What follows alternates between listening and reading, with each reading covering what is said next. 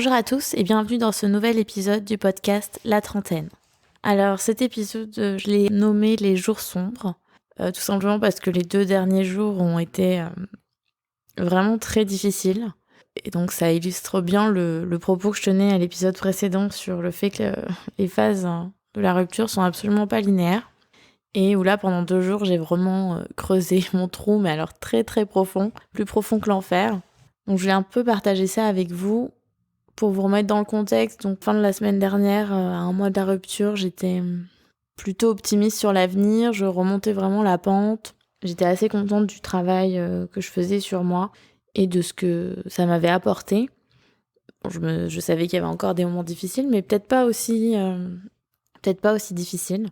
Et je pars donc en vacances au soleil, retrouver ma famille, confiante sur le fait que j'étais contente de les retrouver, que ça faisait longtemps que je ne les avais pas vus, et que quand on va pas fort, c'est vrai que la famille, c'est toujours un plus.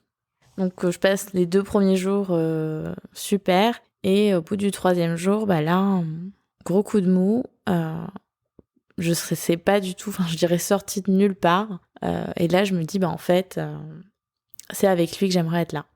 Je suis très contente d'être avec ma famille, mais c'est avec lui que je voudrais partager ce moment, c'est avec lui que j'aurais aimé être dans un endroit comme ça. Et là, je pense aussi à tous les voyages que j'ai prévus sur les prochains mois, avec des amis ou seuls d'ailleurs. Il y aura d'ailleurs un podcast sur voyager seul, mais je me suis dit, en fait, tout ça, j'aurais pu le vivre avec lui. J'aurais tellement aimé le vivre avec lui, parce qu'on aurait certainement adoré ces moments-là, lui comme moi. Et là, en fait, je me retrouve un peu privée de ça, privée de partager ça avec lui, parce qu'il a choisi de ne plus faire partie de ma vie et de mon quotidien. Et j'ai trouvé ça profondément injuste. Et alors, certes, on se dit vaut mieux partir seul que pas partir du tout. Mais là, sur le moment, je me suis dit, à cause de cet idiot, si je puis dire, je vais devoir faire ça seule, alors que je peux le faire seule, c'est pas tant la question, mais j'en ai pas envie. Je peux le faire seule, mais moi, ce que je voulais, ce que je veux, à l'instant où je pense ça, c'est le partager avec lui et pas avec quelqu'un d'autre d'ailleurs. C'est vrai qu'en pensant à ce moment-là, je me suis dit, est-ce que c'est le fait d'être toi à 30 ans, soit en vacances avec tes parents et pas non plus en couple? Est-ce que c'est le fait de pas être avec quelqu'un qui te pose problème? Et malheureusement, non. Vraiment, j'ai rien contre faire ça seule plutôt que le faire avec quelqu'un de lambda. Mais en fait, c'est pas parce que je peux le faire seule que j'en ai envie. J'en ai pas envie. Mais je préfère quand même le faire seule que pas le faire du tout. Donc c'est toute la complexité de la chose, mais voilà. Donc j'ai été un petit peu submergée par ce constat et à penser à toutes les choses qu'on ne vivrait pas ensemble. Et clairement, ça m'a submergée. Et sauf que comme j'étais pas seule, c'est compliqué j'avais pas vraiment envie de pleurer, d'éclater avec ma famille pour déjà pour les préserver, parce que j'ai pas envie derrière qu'ils s'inquiètent plus que de raison pour moi. Et en plus, j'avais pas envie de gérer leur inquiétude. Donc c'est vrai que je me suis contenue et j'ai essayé de faire ce que je faisais avant de partir, qui m'aidait. Donc écrire dans le journal, ça m'aidait, mais difficilement. Méditer, alors ça par contre, méditer dans le contexte, c'était plus difficile, parce que c'est vrai que on venait souvent m'interrompre pendant que j'étais en train d'essayer de méditer. Avoir mes amis, mais bon, mes amis sont pas toujours dispo, puis certains comprennent pas, d'autres en ont probablement bien marre. Mais toujours est-il que j'arrivais pas en fait à sortir la tête de l'eau, et je voulais pas non plus vivre l'émotion parce que je voulais pas inquiéter mon entourage. Donc j'étais un petit peu dans cette situation d'entre-deux, où je me suis dit il faut vraiment, il faut décharger, il faut décharger sur quelqu'un. Et donc on m'a suggéré de décharger sur lui. Donc au début j'étais réticente, puis finalement en y réfléchissant, je me suis dit attends, tu ne veux pas qu'il réponde au téléphone, tu n'attends absolument rien de cet appel. Si tu fais cet appel-là, c'est pour laisser un message, pour décharger pour toi. Ça n'a absolument... En fait, à partir du moment où tu n'en as n'en attends rien, tu n'en attends pas de retour. C'est absolument pas une tentative désespérée pour le faire changer d'avis ou pour rentrer en communication avec lui. Non, l'idée c'est il faut vraiment trouver un moyen de décharger sur lui parce qu'après tout, c'est lui qui m'a mis dans cette galère aussi et que ce soit purement pour ma personne. Juste me soulager, moi. Donc, j'étais partie sur l'option, s'il décroche, parce que c'était le risque, forcément c'est le risque, de lui dire non, alors en fait on l'a refait, je raccroche, je rappelle et cette fois-ci tu ne décroches pas. Bon, je pense qu'il aurait suivi. Sinon, il y a aussi l'option d'appeler. Alors, il y a un numéro, on appelle à ce numéro. Et donc, ça vous demande de rentrer le numéro de la personne que vous voulez joindre. Et de cette façon, vous tombez directement sur sa messagerie. La seule chose, c'est qu'il faut connaître l'opérateur, a priori.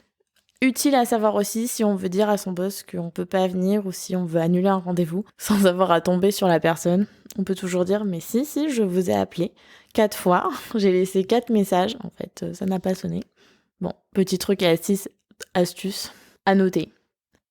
Bref, tout ça pour dire que j'ai donc passé ce coup de téléphone, laissé un message où tout simplement je lui disais qu'il me manquait, que j'étais dans un bel endroit et que en fait c'est avec lui que j'aurais aimé être là et que je pensais, comme je vous disais, à tout ce que j'aurais aimé vivre avec, mes voyages de prévus, tout ça, et que finalement je vivrais seule au lieu de les vivre avec lui parce que il savait pas ce qu'il voulait et surtout qu'il avait choisi de pas être dans ma vie.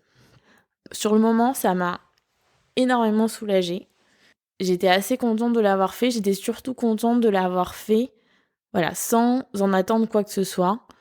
C'est-à-dire, de l'avoir fait de façon très égoïste. Et pas du tout liée à chercher à l'avoir au téléphone pour qu'il me rassure. Parce que aujourd'hui, je veux que le mieux que j'aurai, que j'ai, peu importe, vienne uniquement de ma personne et pas du tout de ce que lui pourrait m'apporter. Donc c'est pour ça que je cherchais absolument pas à être rassurée de sa part.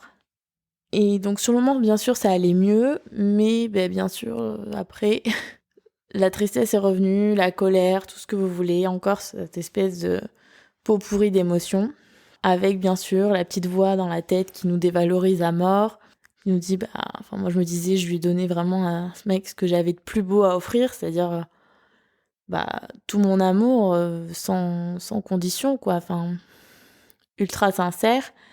Et malgré ça, ça suffit pas. Donc peut-être que c'est moi qui suffit pas finalement. Donc surtout, absolument pas dévalorisant comme pensée, on est complètement d'accord. Et derrière, de se dire, en plus, lui, il est très heureux là, il a l'impression de vivre la meilleure période de sa vie, parce qu'il me voyait comme un boulet, alors que moi, je suis en train de travailler sur moi pour réparer ce qu'il a brisé, et c'est pas facile. Encore une fois, en toute logique, je n'en sais absolument rien. S'il faut, effectivement, il est en train de vivre la meilleure période de sa vie. S'il faut, pas vraiment. Et dans l'absolu, c'est pas parce qu'il est triste ou pas triste que ça doit changer comment moi je me sens. Bref, donc finalement est arrivé ce qui devait arriver, c'est-à-dire que j'ai fini par pleurer dans les bras de mon père, en l'occurrence. Et ça a amené des conversations très intéressantes. Et ça m'a fait du bien, et finalement, on en revient au fait qu'il faut vivre son émotion. Alors forcément, c'est plus compliqué quand on est entouré et qu'on veut préserver un peu ceux qui nous entourent. Mais là, finalement, c'est un peu le seul truc qui m'a aidé Ça a ouvert les vannes. En fait, ça m'a aidé, mais j'ai tellement plus pleuré que ce que j'avais pleuré quand j'étais seule. J'ai ouvert les vannes. C'était vraiment, impossible de m'arrêter. J'ai tellement pleuré. J'ai pleuré au restaurant.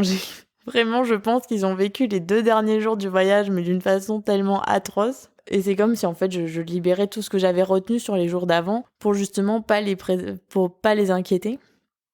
Autant vous dire que quand je suis repartie, c'était ultra serein.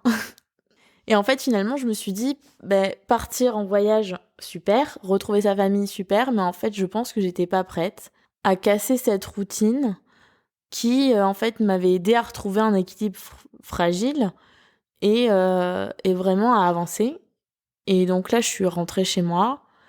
J'ai tout de suite retrouvé ma routine et honnêtement, ça va beaucoup mieux. j'ai passé une super journée alors qu'il s'est rien passé d'exceptionnel, mais je suis beaucoup plus apaisée et ça c'est cool et je pense que ma routine m'aide et aussi peut-être d'avoir pleuré pendant 2 jours. Au bout d'un moment, il y a plus grand-chose à pleurer. Mais surtout, je repars pas de zéro, alors que c'est vraiment l'impression que j'ai eue, sur les 2 derniers jours. Je me suis dit: «C'est pas possible, là, tu encore plus bas que terre, plus bas que finalement au moment, à l'instant T de la rupture et tu vas repartir de zéro, c'est pas possible».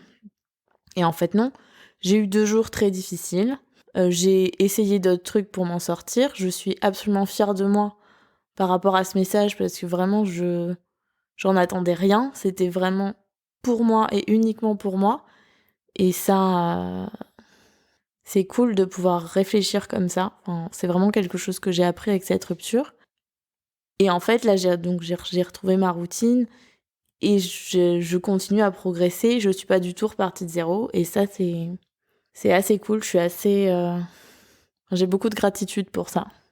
Donc s'il y avait un message à retenir de cette petite escapade qui a été finalement difficile, c'est que, comme on disait sur les épisodes avant, il faut vraiment vivre ses émotions parce qu'effectivement, plus on les contient, plus c'est difficile et que ensuite, il faut trouver ce qui nous convient et peut-être pas hésiter à le communiquer sur le fait que on n'a pas envie de casser cette routine, même si on pense que partir en vacances, sur le moment, ça va nous aider.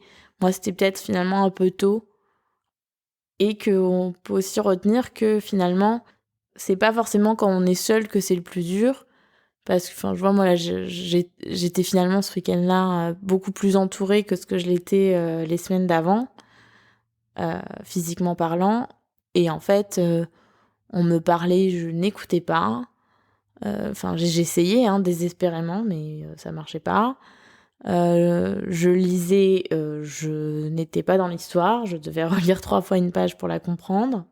Finalement, il faut savoir qu'il y a des moments comme ça où, contre toute logique, contre toute attente, ça va nous frapper, qui seront peut-être plus durs, mais vraiment ce qu'il faut en retenir, c'est que c'est absolument pas un retour à la case départ, qu'il faut quand même essayer, il faut quand même essayer de vivre cette émotion pour qu'elle passe, parce que plus on la retient, plus elle sera difficile derrière. Donc vraiment, prenez ce temps-là pour vous, soyez humain et pensez à vous. C'est le meilleur conseil, je pense, qu'on puisse se donner dans une situation comme ça.